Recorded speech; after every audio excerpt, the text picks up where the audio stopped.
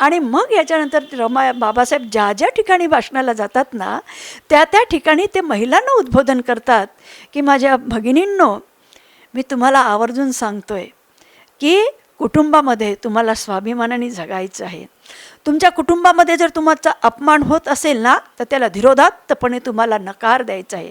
तुमच्या कुटुंबात जर तुमचा नवरा दारू पिऊन येत असेल तर त्याला आपल्या कुटुंबात प्रवेश देऊ नका, त्याला घराच्या बाहेर राहू द्या, त्याला जेवण देऊ नका. बाबासाहेब महिलांना सांगतात आहे. आम्ही रमाईचा त्याग समर्पण जेव्हा सांगतो तर त्यावेळेला आमच्या समाजातील ह्या देशातील पुरुषांनी ते ज्योतिबा, ज्या ज्योतिबांनी सावित्रीला शिकवलं आणि सांगितलं की सावित्री तू शिकली तर समाजातील स्त्रिया शिकल्या, आणि समाजातील स्त्रिया शिकल्या तर अज्ञानाच्या विरोधात त्या उभारतील. ही जी भूमिका ज्योतिबांची होती ती बाबासाहेबांची भूमिका की समाजातील स्त्री जर शिकली ती त्या समाजाची प्रगती होऊ शकते, ही समाजाची उंची मोजण्याची बाबासाहेबांची भूमिका. आधी हाही विचार आमच्या इथल्या पुरुषांनी करायला पाहिजे की बाबासाहेबांच्या विचारांची जी सखोलता, ती उंची आमच्यात आहे का? जेव्हा आम्ही महिलांकडनं ही अपेक्षा करत असू तर त्या विचारांची उंचीसुद्धा आम्ही गाठणं अत्यंत महत्त्वाचं आहे. त्या छत्रपती शिवाजी महाराजांना आम्ही मानतो ना, जय शिवाजी जय भवानीच्या आरोड्या आम्ही देतो. त्या छत्रपतींना घडवणारी जिजाऊसुद्धा, तिचंही सुद्धा त्याग समर्पण, तिची नीतिमत्ता, तिचं ते त्या पद्धतीची ती बुद्धिमत्ता, तिचं ते कौशल्य, राज्य कसं असावं हे छत्रपतीला शिकवणारी राष्ट्रमाता समजणंही आमच्या समाजाला अत्यंत महत्त्वाचं आहे. सर्वात महत्त्वाचं या प्रत्येक गोष्टीमुळे आमचं व्यक्तिमत्व खुलून दिसत असतं. रमाई अत्यंत त्यागी स्त्री होती, गरीब पद्धतीने शिकलेली होती. बाबासाहेब मात्र अगदी सुटापुटात कोटात राहत होते.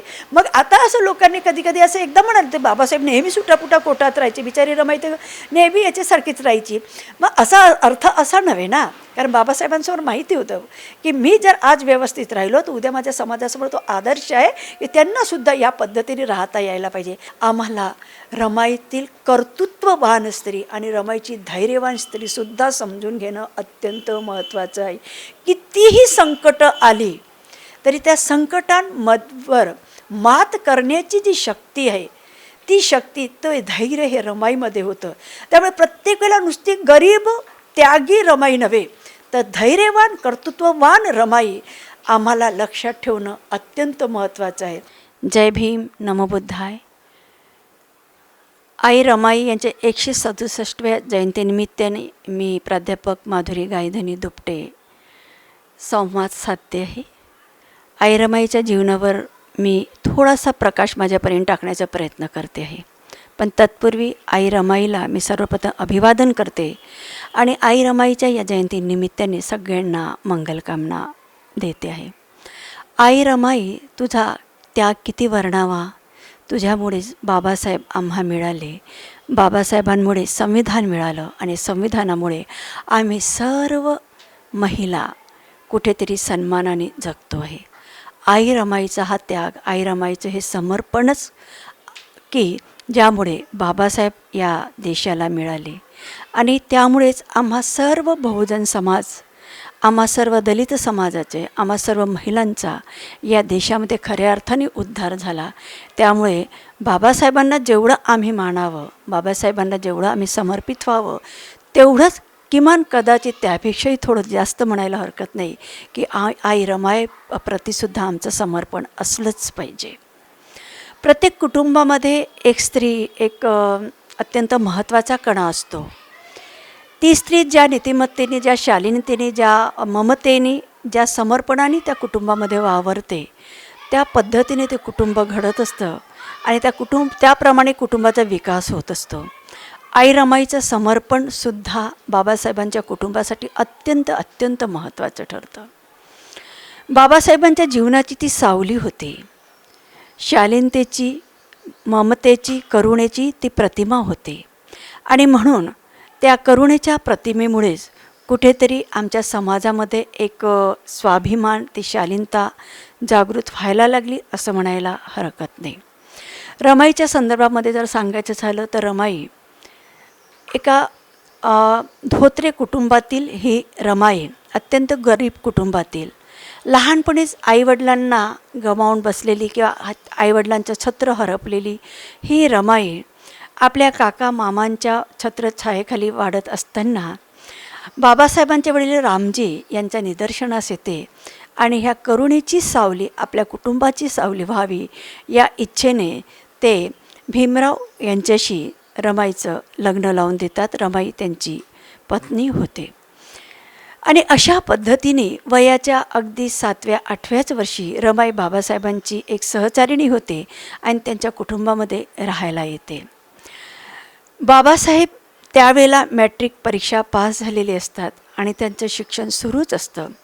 आई रमाईला बाबासाहेबांविषयी अत्यंत अभिमान असतो की आपला पती शिकतो आहे आणि या समाजातील पहिला मुलगा शिकतो आहे आणि आपण शिकलेल्या नवऱ्याची पत्नी आहोत, याचं कुठेतरी तिच्या मनामध्ये स्वाभिमान असतो आणि त्या स्वाभिमानाने, त्या अभिमानाने, पण तेवढ्याच करुणेने आणि ममतेने ती मात्र वावरत असते.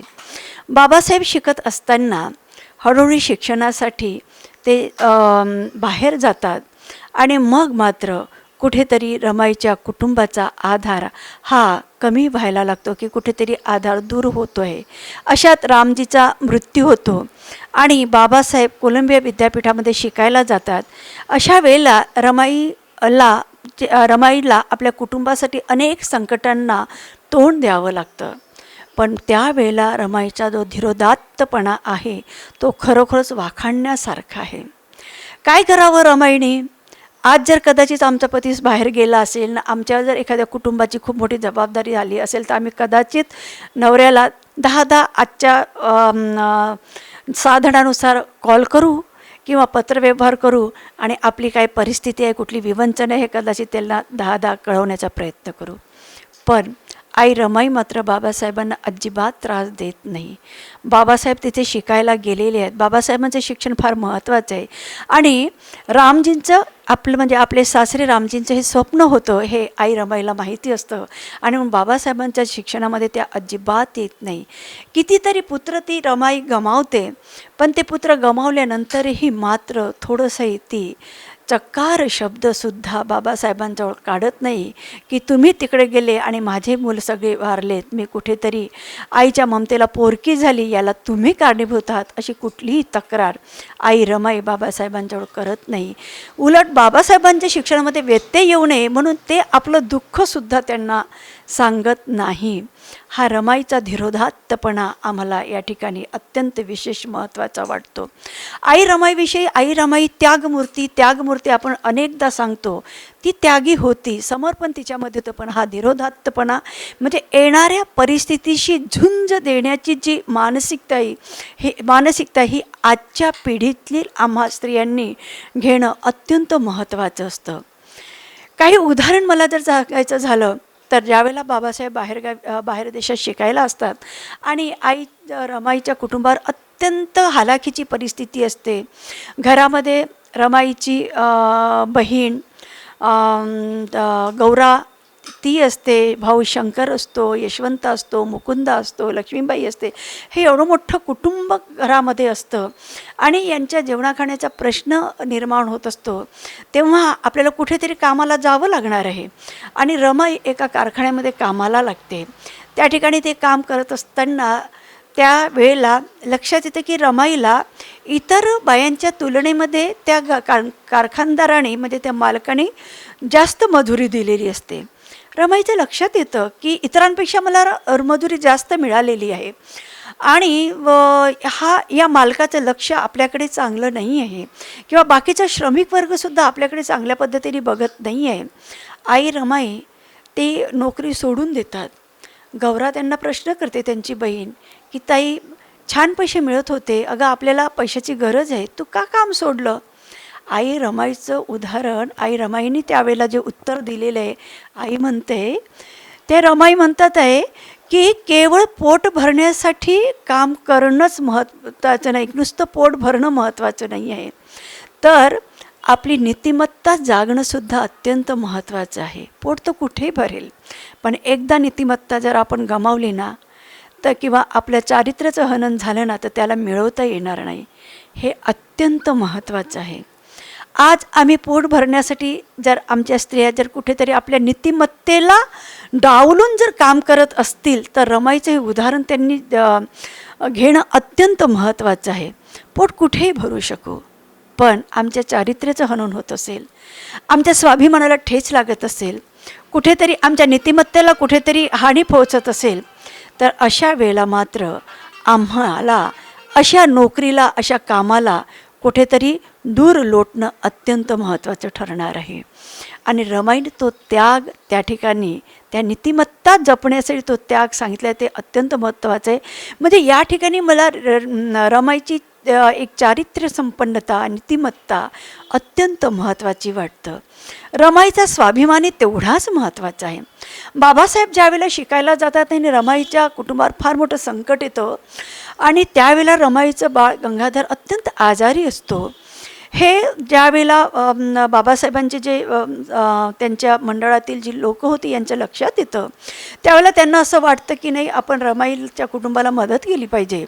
आणि म्हणून मग ते रमाईकडे काही एक आपल्या मंडळाकडनं काही फंड गोळा करतात आणि ते रमाईला नेऊन देतात. तेव्हा रमाई ते पैसे घेत नाही.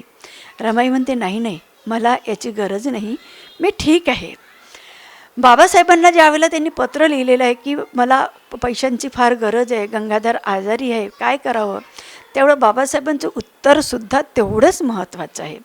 बाबासाहेब म्हणतात, मी सुद्धा या ठिकाणी फार हालाकीच्या परिस्थितीमध्ये जगतो आहे रामू, माझ्याकडे पण पैसे नाही, तरीसुद्धा मी तुझ्यासाठी पैशाची थोडी व्यवस्था करतो आहे. पण जे काही पैशाची अडचण येत असेल ना, तर तू मात्र ते सांभाळ, मात्र आपल्या कुठल्याही नीतिमत्तेला डाग लागू देऊ नको. आणि वेळ प्रसंगी अंगावरचे दागिने विक, नंतर आपण दागिने बनवून घेऊ. म्हणजे बाबासाहेबांनी सुद्धा जे रमाईच्या धीरोदात्तपणाला, परत त्या समर्पणाला, कुठेतरी बाणेदारपणाला आणि स्वाभिमानाला तसंच ठोस उत्तर दिलं की रमाई, तुला हे सगळं सांभाळायचं आहे. आणि त्या रमाईच्या त्या कुठेतरी त्यागामुळेच बाबासाहेब घडले. ती रमाई अगदी आपल्या कुटुंबासाठी डोक्यावर शेणाचे ते टोपले घेऊन, लाकडाच्या मुळ्या घेऊन ती बाहेर वावरते आहे. आणि इतर लोकांना आपण दिसू नये, लोकांना दिसलं तर म्हणतील की बॅरिस्टरची बायको बघा कसे कपडे घालते, हिचा नवरा बॅरिस्टर होतो आहे आणि ही बघा ती शेणाचे टोपले वाहते, असं तिला म्हणत होते. म्हणून रमाई अगदी दिवस निघायच्या आत ती घराच्या बाहेर पडते आहे आणि दिवस मावळल्यानंतर घरी ती येते आहे. पायी पायी जाते. म्हणजे आपण रिक्षाला पैसे देऊ शकत नाही, आपण बसचा प्रवास करू शकत नाही, म्हणून कितीतरी अंतर ती पायी पायी जाते आहे.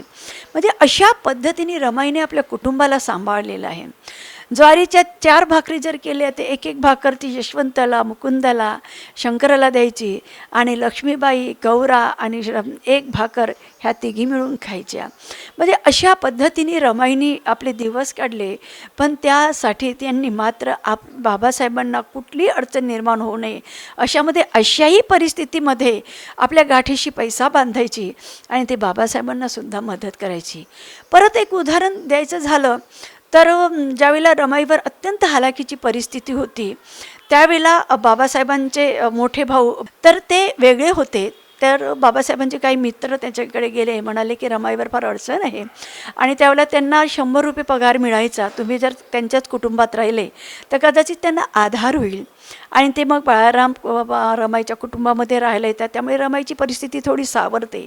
ज्यावेळेला बाबासाहेब बॅरिस्टर होऊन यायला लागतात तर त्यावेळेला मग बाळाराम ते सगळ्यांना नवीन कपडे, कारण तो एक वेगळा उत्सव असतो त्यांच्याकडे, एक आनंद असतो. त्यामुळे बाबासाहेब येत आहेत तर सगळ्यांनी कसं व्यवस्थित राहायचं म्हणून सगळ्यांना कपडे घेतात आणि बाळाराम रमाईला लुगडं घ्यायला पैसे देतात. तर रमाई त्यासाठी आपल्यासाठी लुगडं घेत नाही, तर ती बाबासाहेबांसाठी उशी, त्यांच्यासाठी बेड, त्यांचं जेवणाचं पाट आणि बाबासाहेबांसाठी धोतर जोडी ती घेते की बाबासाहेब आतापर्यंत तिकडे राहिलेत, अगदी चांगल्या पद्धतीने राहिलेत, तर त्यांना इकडेसुद्धा त्या सवयी त्या सगळ्या लागल्या असतील, यांना तिथे कुठली अडचण व्हायला नको. म्हणजे इतकं समर्पण त्या रमाईमध्ये बाबासाहेबांच्या प्रती आपल्याला या ठिकाणी दिसतं आहे. आणि हे समर्पण होतं म्हणूनच बाबासाहेब निश्चिंतपणे बाहेर देशामध्ये राहिले. इथे आल्यानंतर हे काय झालं, बाबासाहेब नोकरी करू शकले असते आणि त्यांनी नोकरी करण्याचा प्रयत्न केला, पण लक्षात आलं की मी नोकरी करत असलो तर एवढ्या मोठ्या ह्या करोडो समाजाचे जे प्रश्न आहेत ते कसे मी सॉल्व करू शकणार आहे, याकडे कोण लक्ष करणार आहे. आणि म्हणून ते नोकरीपेक्षा या समाजाच्या प्रश्नांकडे अधिक लक्ष करताना दिसतात आहे. एकदाचा परत असाच प्रसंग सांगण्यासारखा म्हणजे की रमाई श्रद्धाळू होती. रमाईच्या वडील हे विठ्ठल भक्त होते आणि रमाईच्या विठ्ठलांमध्ये भिकुजी धोत्र्यांना असं वाटायचं की आपल्या संकटांचं सगळं निवारण हे हा विठ्ठलच करू शकतो आहे. आणि त्यामुळे आपल्या जे काही सगळ्या समस्यांचं निवारण करणारा हा विठ्ठल आहे, त्यामुळे ते विठ्ठलाचे भारी भक्त होते. आणि लहानपणापासून रमाईवर ते संस्कार कुटुंबातून कदाचित झालेले असावेत. त्यामुळे रमाईला असं तरी वाटायचं की बाबासाहेब जे काही मिळवतात आहेत ना, हे सगळं देवाच्या कृपेने.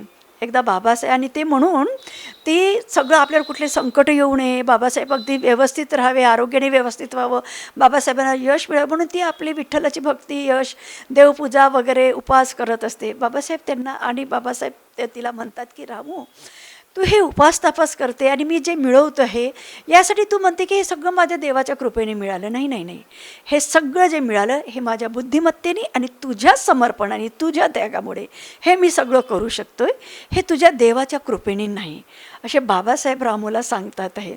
पण रामू बिचारी श्रद्धाळू, ते रमाई श्रद्धाळू असतात आणि त्यामुळे त्यांना असं वाटतं की नाही, हे सगळं आपल्याला देवाच्या कृपेने मिळतं. एकदा रमाई बाबासाहेबांसमोर विनंती करते आहे की मला विठ्ठलाच्या दर्शनाला जायचं आहे. तर बाबासाहेबांसमोर प्रश्न निर्माण होतो की रामूला विठ्ठलाच्या दर्शनाला जायचं म्हणजे पंढरपूरला जायचं. आणि बाबासाहेब ह्या देवभक्तीपासून किंवा कुठल्या कारण त्यांचा अभ्यास इतका होता की त्यांच्या लक्षात आलेलं होतं की हा ईश्वर हा केवळ ईश्वरवादी प्रवृत्तीच्या लोकांनी, म्हणजे त्या ब्राह्मणी लोकांनी कुठेतरी बहुजन समाजाच्या मेंदूमध्ये रुजवलेला हा एक रोग आहे की याच्यामध्ये यांनी गुंतून राहिलं तर यांचं सगळं फावतं. पण देवामुळे आपलं काहीच होऊ शकत नाही की पिढ्याने पिढ्या आपल्या पिढ्यांनी ही देवाची भक्ती केली, काय मिळालं आपल्याला? काहीच मिळालेलं नाही. आपल्याला जे मिळवायचं आहे ते आपल्या बुद्धिमत्तेने, आपल्या कर्तृत्वाने, आपल्या शिक्षणाने. आणि त्यामुळे आणि अशात रामू आग्रह करतोय की मला पंढरपूरच्या दर्शनाला जायचं आहे. तर काय करायचं? तर त्यावेळेला बाबासाहेब तिला समजावतात, हे बघ रामू, ज्या देवाच्या दर्शनाचा तू आग्रह धरते ना, त्या देवाच्या मंदिरातही तुला जायचा अधिकार नाही गं. आणि मग ज्या देवाच्या मंदिरात जाऊन तुला जवळून त्यांचं दर्शन जर घेता येत नसेल तर त्या देवाच्या भक्तीत आणि देवाच्या दर्शनाला काय अर्थ आहे? तरीही रमाईचा आग्रह. त्यावेळी मग बाबासाहेब म्हणतात, हे बघ रामू, आपण असं एक स्थळ निर्माण करू की ज्या ठिकाणी सगळ्यांना जवळ एकत्र समतेने, न्यायाने एकत्र येता येईल. असं आपलं तीर्थक्षेत्र निर्माण होईल की त्या ठिकाणी प्रत्येक समाजातील, प्रत्येक धर्मात, प्रत्येक जातीतील व्यक्ती एका समानतेच्या मार्गाने एकत्र येतील, त्यात कुठलाही भेदाभेद नसेल. आणि रामू, अशा ठिकाणी आपण एक असं स्थळ निर्माण करणार आहोत की तिथे आपला अथांग सागर एक समान सागराप्रमाणे एकत्र येईल आणि आपण तेच आपल्यासाठी खऱ्या अर्थाने तीर्थक्षेत्र असेल. रमाईला असं वाटतं की नाही, खरोखरच ज्या तीर्थक्षेत्रामध्ये आमच्यासारख्या लोकांना जवळून दर्शन घेता येत नाही, खरंच ते तीर्थक्षेत्र कसं? तर बाबासाहेब म्हणतात ना की आपण अशा पद्धतीचं तीर्थक्षेत्र निर्माण करू, तर ते खरंच अशाच पद्धतीचं तीर्थक्षेत्र निर्माण व्हायला पाहिजे असंही रमाईला वाटतं. बाबासाहेबांची कदाचित ती धर्मांतराची जी कल्पना आहे ही तिथून कुठेतरी निर्माण झालेली आहे. बाबासाहेबांशी रमाई एकदा चर्चा करताना म्हणते, आपल्या समाजातील स्त्रियांवर किती अन्याय अत्याचार होतात ना, आणि किती अवहेलना होते आपल्या समाजातील स्त्रियांची, आणि किती अगतिकपणे त्या जगतात आहे. कारण त्यांच्या कुटुंबातील त्यांचा नवरा दारू पिऊन येतो, त्यांना मारतो, त्यांचा अपमान करतो, तरी बिचाऱ्या त्या तशाच जगतात आहे. तुम्ही इतक्या सभा घेताय तर आम्हा महिलांच्या वेदना दूर करण्यासाठी तुम्हाला कुठलीच नाही का सभा घेता येणार? हा रमाईचा प्रश्न बाबासाहेबांना विचारशील करतो. आणि मग याच्यानंतर बाबासाहेब ज्या ज्या ठिकाणी भाषणाला जातात ना, त्या त्या ठिकाणी ते महिलांना उद्बोधन करतात की माझ्या भगिनींनो, मी तुम्हाला आवर्जून सांगतोय की कुटुंबामध्ये तुम्हाला स्वाभिमानाने जगायचं आहे. तुमच्या कुटुंबामध्ये जर तुमचा अपमान होत असेल ना, तर त्याला धीरोदात्तपणे तुम्हाला नकार द्यायचा आहे. तुमच्या कुटुंबात जर तुमचा नवरा दारू पिऊन येत असेल तर त्याला आपल्या कुटुंबात प्रवेश देऊ नका, त्याला घराच्या बाहेर राहू द्या, त्याला जेवण देऊ नका. बाबासाहेब महिलांना सांगतात आहे, कारण त्यांना माहीत होतं की दारू पिल्यामुळे आपल्या समाजाची काय अवहेलना झालेली आहे. हे बाबासाहेब त्या महिलांना उद्बोधित करतात. 1942चं उदाहरण म्हणजे नागपूरच्या ठिकाणीच जे अधिवेशन झालं 20 जुलै 1942ला, त्या ठिकाणीसुद्धा बाबासाहेब महिलांना उद्बोधन करताना म्हणतात की तुम्ही स्वाभिमानाने जगा, तुम्ही कुठल्याही पद्धतीने अपमान सहन करू नका, अशा पद्धतीने बाबासाहेब सांगतात आहे. आणि म्हणतात तुमच्या मुलांना शिकवा आणि मुलांबरोबर मुलींनाही शिकवा. बाबासाहेब तिथून तयार होतात. त्यांना लक्षात येतं की जर का आपल्याला समाजाची प्रगती असेल, आपल्या समाजाची प्रगती असेल, तर या आपल्या चळवळीमध्ये नुसते पुरुष येऊन चालणार नाही, तर आपल्याला स्त्रियांनाही सहभागी करून घ्यावं लागेल. एकदा 1900 आपलं महाडच्या 14 तळ्याचा तो उदाहरण आहे ते. तर महाडच्या 14 तळ्याकडे जात असताना बाबासाहेब रमाईला म्हणतात की एक फार मोठं आंदोलन आहे महाडला, रामू तू येशील का? तर रामू म्हणते हो मी नक्की येणार. तर त्यावर ते म्हणतात की बा तू येशील तर तू काय करणार तिथे, तर तू तिथल्या महिलांचं नेतृत्व करणार का, असा बाबासाहेबांचा प्रश्न. तर रमाई म्हणते मी नेतृत्व वगैरे काही करणार नाही, पण तिथे जेवढी लोक येतील ना त्या सर्वांना मी जेवू घालेल. तर बाबासाहेब म्हणतात तिथे 10,000च्या वर लोक येणार, तू त्या इतक्या लोकांना काय जेवू घालणार आहे? तर त्यावर रमाई म्हणते की किती लोक येऊ दे, मी दिवसभर स्वयंपाक करेल आणि त्यांना जेवू घालेल. म्हणजे रमाई अशा या संदर्भामध्ये की लोकांना जेवू घालणं, त्यांच्या पोटापाण्याची सोय करणं, म्हणजे एवढ्या मोठ्या साहेबांची बायको पण तिने कधीच की बा मी असं का करावं आणि मी नेतृत्वच केलं पाहिजे अशा पद्धतीची भूमिका रमाईमध्ये कधीच नव्हती. एकदा रमाई धारवाडला गेलेल्या होत्या. धारवाडला गेलेल्या असताना तिथे लक्षात आलं की साहेबांची पत्नी आलेली आहे बा म्हणून. तेव्हा तिथे काही महिला गोळा झाल्यात आणि त्यांनी एक तिथे सभा लावली आणि रमाईला खुर्चीवर बसवलं. रमाई कधी महिलांच्या सभेमध्ये कधीच बोलल्या नाही. आणि मग त्या महिला रमाईला म्हणाल्यात की आईसाहेब तुम्ही पण बोला ना आमच्याशी, काहीतरी आम्हाला काही मार्गदर्शन करा. तर रमाबाई म्हणतात की बघा मला सभेमध्ये तर कधी उद्बोधन करता येत नाही, मी कधी सभेमध्ये बोलत नाही, पण तुमच्या आग्रहास्तव एवढं मात्र बोलते की मैत्रिणींनो तुम्ही खूप शिका, आपल्या मुलींना शिकवा आणि विशेष म्हणजे जातपात कधीच मानू नका. हे फार मोठं वक्तव्य रमाईने त्या ठिकाणी केलं आणि त्या थांबल्या. म्हणजे तिथून रमाईच्या लक्षात येतं कुठेतरी जातीभेदामुळे ह्या धर्मापासून आम्ही दूर झालेले आहोत. त्यामुळे आमच्या समाजामध्ये आणि ही जातीचं जे कुठेतरी बीजारोपण होतं हे स्त्रियांच्या मेंदूवर जास्त बिंबवल्या जातं आणि तिथून कुटुंबामध्ये होत मग ते समाजामध्ये जास्त रुजवल्या जातं. जर आम्ही स्त्रियांनीच या संदर्भामध्ये जास्त जागरूकता दाखवली तर कदाचित हा समाज या संदर्भात अधिक जागृत होईल. ही भूमिका कदाचित रमाईची त्यामध्ये असावी. रमाईच्या त्यागाच्या संदर्भात परत उदाहरण द्यायचं झालं तर धारवाडच्या वसतिगृहामध्ये ज्यावेळेला त्या वसतिगृहामध्ये पैसे नसतात आणि मुलांवर उपाशी राहण्याची वेळ येते, रमाईला जेव्हा कळतं की सगळी मुलं अशी ठणठणीत का अशी बसलेली आहेत, तेव्हा तिथले ते प्रमुख असतात ते रमाईला सांगतात की आई म्हणजे याचं वसतिगृहाचं कुठलंच हे आलेलं नाही आहे, म्हणजे 2 महिन्यापासून यांनी दिलेलं नाही आहे आणि कुठलंच सरकारकडनं रक्कम आल्या नसल्यामुळे आता किराणा देणार दुकानदारही आपल्याला किराणा द्यायला तयार नाही आहे आणि त्यामुळे आज काहीच शिजवायला नाही आहे. रमाईला ते एकदम दिसतं आणि रमाई आपल्या हातातल्या असलेल्या बांगड्या सोनाराकडे नेतात, त्या तिथे विकतात आणि तिथून आलेल्या पैशाने ते त्या वसतिगृहातल्या मुलांना जेवण देतात. म्हणजे ते विचार करत नाही की माझ्या ह्या सोन्याच्या बांगड्यांचा माझ्या कुटुंबासाठी उपयोग होईल, कारण समाजही त्यांना कुटुंबासारखा वाटतं. म्हणजे बाबासाहेबांनी ज्या समाजाकडे एका कुटुंबासारखं बघितलं, आपल्या मुलांसारखं बघितलं, सेम रमाईचं जीवनसुद्धा किंवा रमाईची दृष्टीसुद्धा समाजाकडे बघण्याची ही तशाच पद्धतीची होती.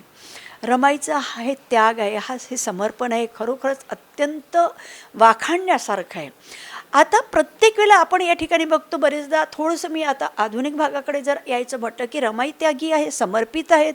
आता बरेचदा असं म्हटलं जातं की रमाईचा तो त्याग, रमाईचं हे समर्पण महिलांनी लक्षात घ्यायला पाहिजे, त्या पद्धतीने समर्पित भावनेने महिलांनी असायला पाहिजे. अगदी बरोबर आहे, महिलांनी त्या समर्पित भावनेने असलंच पाहिजे. पण आमच्या कुटुंबात बाबासाहेबांसारखा व्यक्तिपंत निर्माण होणं महत्त्वाचं आहे ना. ज्या बाबासाहेबांनी कुटुंबामध्ये आपल्या रमाई अशिक्षित जरी होती तरी तिला कधी अपमानित त्यांनी केलं नाही. कधी कधी बाबासाहेब तिला गमतीने म्हणायचे, रमाई तू शिकली असती ना, तू नक्कीच वकील झाली असती आणि त्या वकिलीमध्ये तू मला हरवलं असतं. म्हणजे इतकी समानतेने ते बाबासाहेब रमाईशी बोलायचे. त्यांना असं वारंवार वाटायचे की रमाई शिकायला पाहिजे.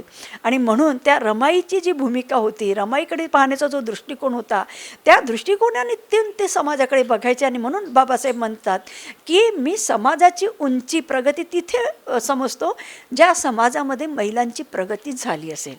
बाबासाहेबांच्या विचारांचे जर लोक आमच्या समाजात आणि आमच्या कुटुंबात असेल तर हा त्याग समर्पण आमच्या महिलांनी कुटुंबाप्रती आणि समाजाप्रती असायलाच पाहिजे. पण आधी हाही विचार आमच्या इथल्या पुरुषांनी करायला पाहिजे की बाबासाहेबांच्या विचारांची जी सखोलता, ती उंची आमच्यात आहे का. जेव्हा आम्ही महिलांकडनं ही अपेक्षा करत असू तर त्या विचारांची उंचीसुद्धा आम्ही गाठणं अत्यंत महत्त्वाचं आहे. आज महिलांची समाजाप्रती, कुटुंबाप्रती ही समर्पणाची भावना खरंच अत्यंत महत्त्वाची आहे. कारण घरातील आई शालीन असेल, कनवाळू असेल, त्यागी असेल, स्वाभिमानी असेल, नीतिमान असेल तर कुटुंबामध्ये तसे संस्कार होतात, हे तेवढंच महत्त्वाचं आहे.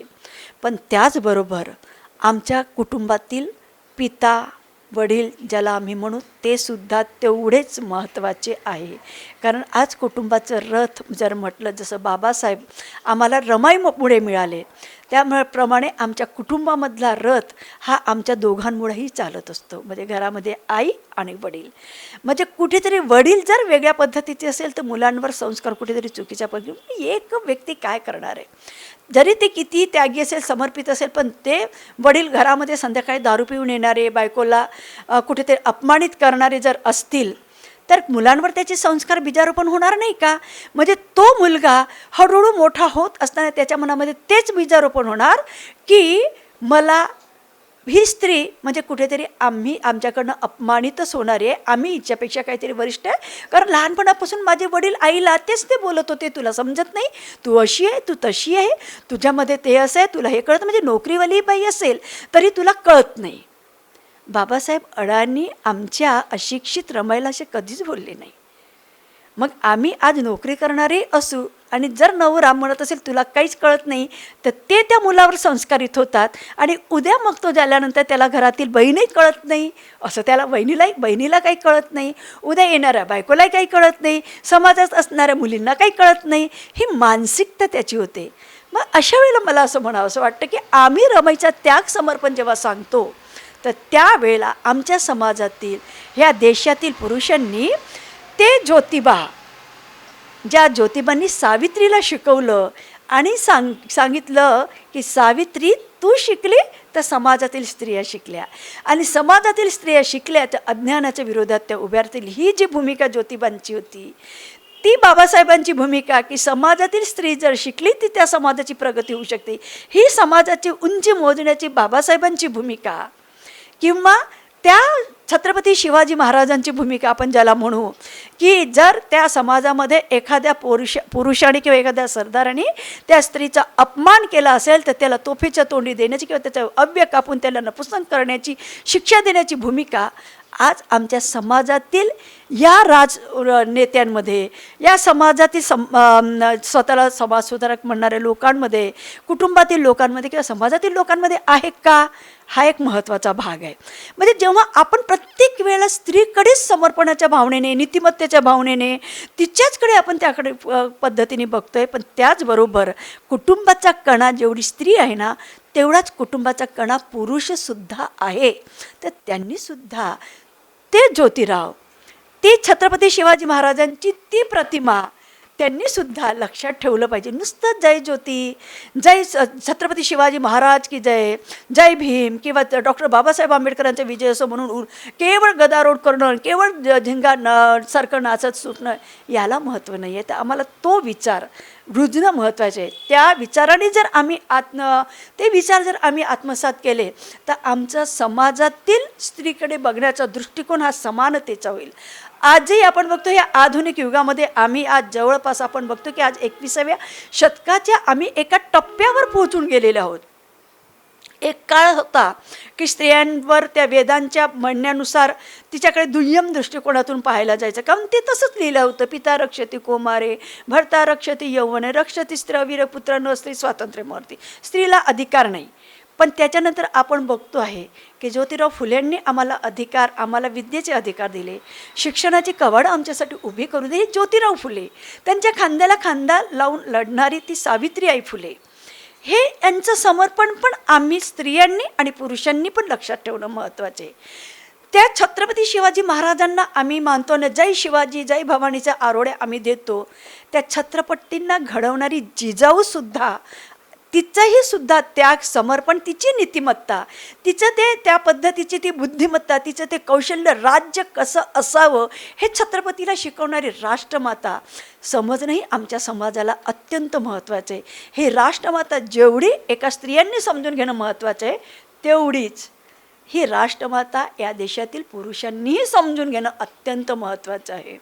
आणि मग की आम्ही जर बाबासाहेबांच्या संदर्भात विचार करत असू तर आम्हाला जसं ते रमाईचा त्याग दिसतो तसाच बाबासाहेबांच्या मनामध्ये रमाईविषयी असलेली एक ज्याला आपण स्वाभिमानाची भावना, तिच्याविषयीच्या एक अभिमानाची भावना आहे, ही सुद्धा अत्यंत महत्त्वाची आहे.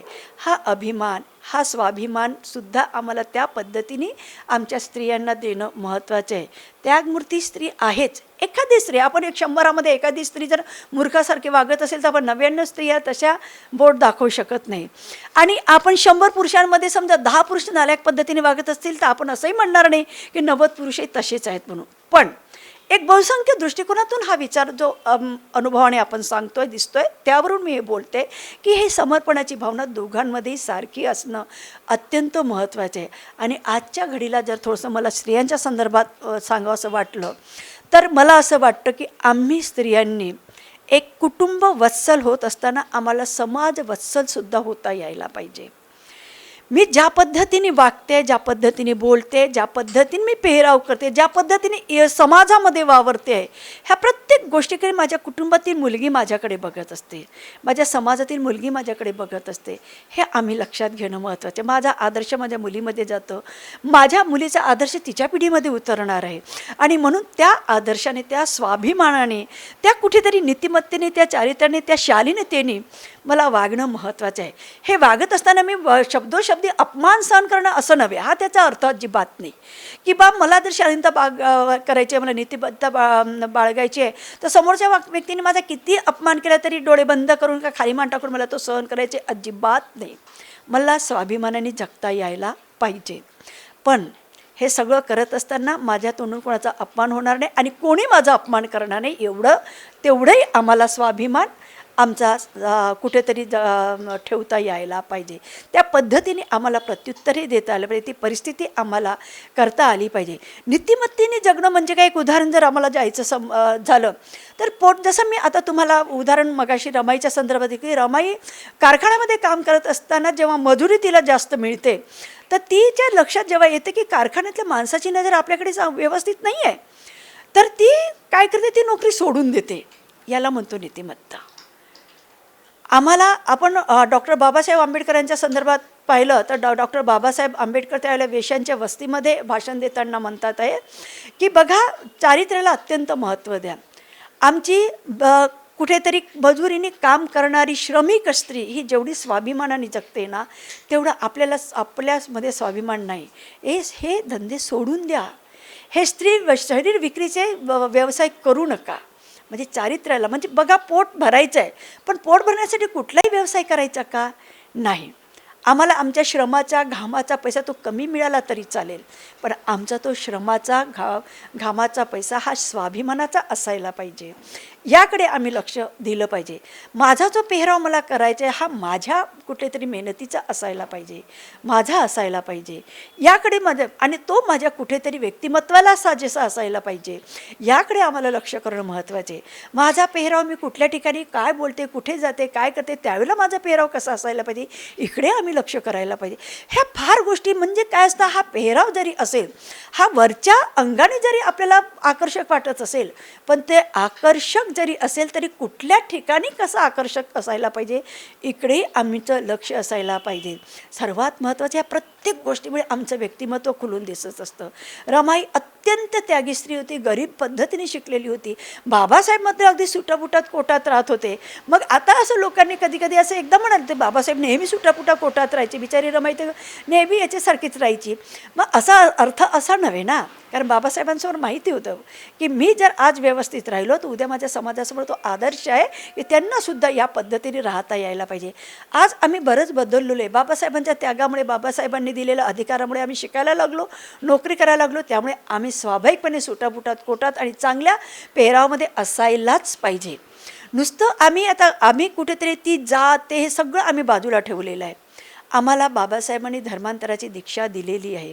हे धर्मांतराची प्रेरणा कुठेतरी बाबासाहेबांमध्ये रमाईची कुठेतरी ही दीक्षेची भावना होती असं म्हणायला हरकत नाही. कारण रमाईने त्यावेळेला विठ्ठलाचा आग्रह केला आणि कुठेतरी बाबासाहेबांना असं वाटलं की नाही, आपल्याजवळ असं तीर्थक्षेत्र असायला पाहिजे की ज्या ठिकाणी या ठिकाणचा अथांग सागर हा समतेनी ममतेनी समानतेची आणि एक समानता आणि न्यायाच्या यांनी मार्गाने एकत्रित येईल.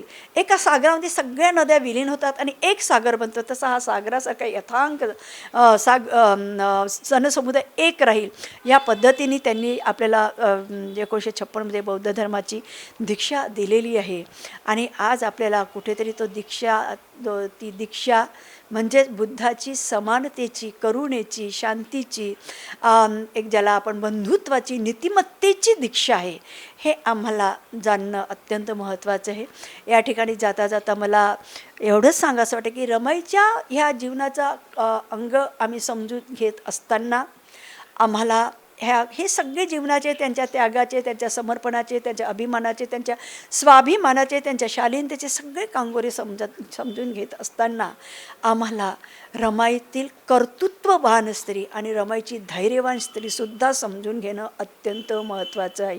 कितीही संकटं आली तरी त्या संकटांवर मात करण्याची जी शक्ती आहे, ती शक्ती, तो धैर्य हे रमाईमध्ये होतं. त्यामुळे प्रत्येक वेळेला नुसती गरीब त्यागी रमाई नव्हे, तर धैर्यवान कर्तृत्ववान रमाई आम्हाला लक्षात ठेवणं अत्यंत महत्त्वाचं आहे. आम्हाला सावित्रीबाई फुलेंच्या संदर्भामध्ये सुद्धा तेवढंच महत्त्वाचं आहे की सावित्रीबाई फुलेंनी त्यावेळेला ज्या ज्या पद्धतीने समर्पण केलं, ज्या पद्धतीने त्या प्रत्येक परिस्थितीला हाताळलेलं आहे, त्या परिस्थितीचा ते हाताळणं, तो विचारांचा पुरोगामीपणा त्यांचा, तोही आम्हाला अत्यंत महत्त्वाचं आहे. यांच्या संदर्भात जर सांगायचं झालं, सावित्रीबाई फुलेंचं एक उदाहरण देते की त्यावेळेला बघा आज आम्हाला स्त्री कशी हवी आहे, की सावित्रीबाई फुलेंनी त्यावेळेला ज्या ब्राह्मण विधवा होत्या आणि त्या वाट चुकलेल्या, कधीकधी भावनेच्या आहारी जाऊन असेल, कधीकधी त्यांच्यावर जबरदस्तीने असेल, त्यांच्यावर अन्याय अत्याचार व्हायचा, कधीकधी भावनेच्या आहारी त्याला बळी व्हायच्या आणि त्या प्रेग्नंट राहायच्या. आणि मग अशा वेळेला आपण गर्भवती राहिलो म्हणून समाजापासून तोंड ढपवताना त्यांना कधीकधी स्वतःचा जीव गमवायची वेळ यायची. सावित्रीबाई फुले अशा स्त्रियांसाठी ज्योतिरावांच्या मदतीने, ज्योतिरावांच्या सोबत राहून आपल्या घरामध्ये बालहत्या प्रतिबंधक गृहाची स्थापना करतात. आड्यापाड्यांमध्ये, जत्रांमध्ये ते बोर्ड लावतात की अशा जर महिला वाट चुकलेल्या असतील तर त्यांनी आमच्याकडे यावं, बाळंत व्हावं आणि सुखरूपपणे आपण परत जावं. तुम्हाला जर वाटलं तर बाळासोबत तुम्ही आमच्याकडे राहू शकता किंवा परत जाऊ शकता. सावित्रीबाईंनी हा विचार केला नाही, ही तर वाट चुकलेली आहे, अशा स्त्रियांना यांनी धर्माचं केवढं मोठं पाप केलेलं आहे, कारण त्यावेळेला ते पापच होतं ना, तर यांना आपण कसं काय हे करायचं हा विचार केला. केवढं मोठा विचारांचा उदारपणा आणि पुरोगामीपणा सावित्रीबाईंनी दाखवलेला आहे. आजच्या परिस्थितीमध्ये जर एखादी स्त्री किंवा एखाद्या स्त्रीवर किंवा आज आपण बघतो की अनेक स्त्रियांवर अनेक मुलींवर अन्याय अत्याचार होतात. कधी कधी मुलगी कदाचित वाट चुकलेली असेल, कधी कधी भावनेची आहारी गेली असेल, तर अशा वेळेला तिच्याकडे बोट दाखवून तिचं जगणंच अगदी नामुष्कीचं करण्यापेक्षा आपल्याला त्या परिस्थितीला सांभाळून घेणं आणि त्या परिस्थितीतून त्या मुलीला त्या महिलेला कुठेतरी आधार देऊन तिला परत भविष्यासाठी तयार करणं महत्त्वाचं आहे. हे जर आम्ही करत असू तर आम्हाला कुठेतरी सावित्रीबाईचा तो अंगही परिस्थितीच्या एक विचारांचा पुरोगामी आम्ही स्वीकारलं असं होऊ शकते. त्या राष्ट्रमाता जिजाऊ जसं छत्रपतीला बघा की तुझ्या राज्यामध्ये कोणत्या स्त्रीवर अन्याय अत्याचार होणार नाही याची काळजी तुला घ्यावी लागणार आहे. एवढ्या यांनी तुला तुझ्या राज्यामध्ये स्त्रिया ह्या अशा पद्धतीने जगायला पाहिजेत, अशा पद्धतीने स्त्रियांचं रक्षण व्हायला पाहिजे. आज आमच्या कुटुंबामध्ये जर आम्हाला संस्कार आमच्या मुलांवर करायचे असतील तर त्या मुलाला सांगणं महत्त्वाचं आहे की बेटा तुला जर शिवाजी सारखं व्हायचं आहे तर तुला महिलांचा आदर करता यायला पाहिजे. आमचं काय असतं की आम्ही बाहेरच्या घरामध्ये छत्रपती शिवाजी निर्माण व्हा, आम्ही नाही होऊ शकत. अशी मानसिकता जर होत असेल तर याला काही अर्थ उरणार नाही. आणि म्हणून आज आम्हा स्त्रियांना जर थोडीशी सावित्रीबाई, थोडंसं जिजाऊ आणि थोडंसं रमाईच्या ह्या ऋणातून मुक्त व्हायचं असेल, आम्ही मुक्त जीवनात कधीच होऊ शकत नाही, एवढं त्याग त्यांचं आमच्यासाठी आहे. पण थोडंसं ऋणातून थोडं जर आम्हाला परतफेड करायची असेल तर यांचा हा धीरोदात्तपणा, यांचा हा विचारांचा प्रामाणिकपणा, यांचा हा स्वाभिमान, यांच्या विचारांचा पुरोगामीपणा, ही त्यागाची भावना, ही समानतेची न्यायाची भावना आम्हाला कुटुंबातून आमच्या स्वतःपासून निर्माण करणं अत्यंत महत्त्वाचं आहे.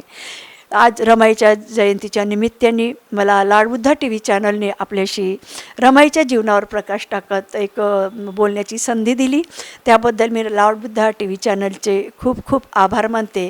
आणि आपणा सर्वांना परत जाता जाता जय भीम करत असताना मला एक 4 ओळी म्हणाव्याशा वाटतात की जय भीम आमचा स्वाभिमान, जय भीम आमच्या कार्यकर्तृत्वाचा मान, जय भीम आमचा स्वाभिमान, जय भीम आमच्या कार्यकर्तृत्वाचा मान.